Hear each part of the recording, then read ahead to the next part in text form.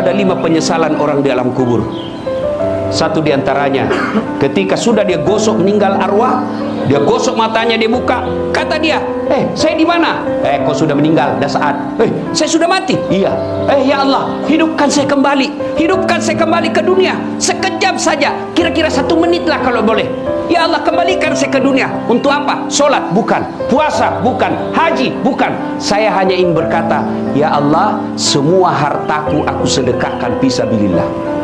Kenapa bukan minta solat? Karena solat hanya bisa dapat pahalanya ketika kita masih solat. Haji hanya bisa kita dapat ketika kita haji. Puasa hanya kita dapat ketika kita puasa. Tapi sedekah, meskipun sudah tulang belulang hancur, kita tetap mengalir. Itulah yang disebut sedekah jariah. Keliru Bapak Ibu yang Allah kasih rezeki, Bapak tidak bersedekah. Keliru.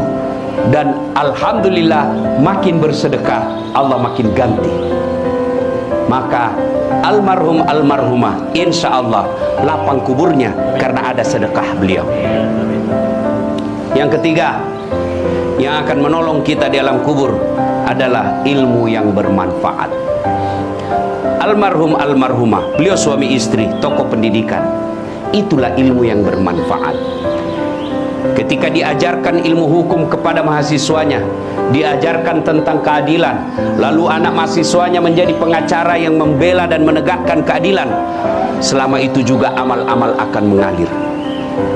Maka karena itu, ibu bapak kalau dapat konten-konten dakwah, jangan berhenti di grup, jangan berhenti di HP bapak, sebarkan. Bapak punya 10 grup WhatsApp, satu grup 100 orang, kirim, 1000 orang yang terima. Kalau ada yang mengamalkan 5 orang, selama 5 orang itu amalkan, Bapak dapat pahala seperti pahalanya penceramah tanpa mengurangi pahala penceramah. Ilmu yang bermanfaat adalah yang bisa menyelamatkan kita di alam kubur. Inilah 3 yang akan terus mengalir meskipun kita sudah di alam kubur, bahkan sudah habis tulang belulang kita. Anak yang soleh dan soleha, sedekah harta, kemudian ilmu yang bermanfaat. Dan orang yang ada di alam kubur sekarang masih transit, belum sampai surga, termasuk Rasulullah Muhammad SAW. Dan siapa yang paling menderita di alam kubur? Kata Nabi, orang yang paling menderita di alam kubur nanti adalah al-mutahawil bis sholah, yang menganggap enteng sholat. Saya mau tanya, bapak-bapak, kalau pergi merantau ke Sulawesi Selatan, ternyata bapak tidak nyaman di Sulawesi Selatan, ada pilihan? Ada? Ada. Balik lagi ke Jakarta. Saudara-saudara dari Jawa merantau ke Sumatera, ternyata di sana tidak bagus, ada pilihan? Ada. Balik lagi ke Jawa, mangan orang mangan, yang penting ngumpul. Iya. Iya toh? Bapak-bapak kalah pilcaleg, ada pilihan? Kalah pilpres, ada pilihan? Ada. Tunggu lagi 5 tahun yang akan datang, kita tanding lagi. Ya, tidak disenang sama gubernur, ada pilihan? Ada. Apa? Pensiun dini. Selesai urusan, biar ada di situ kita lewat. Bukan lagi gubernurku. Iya kan?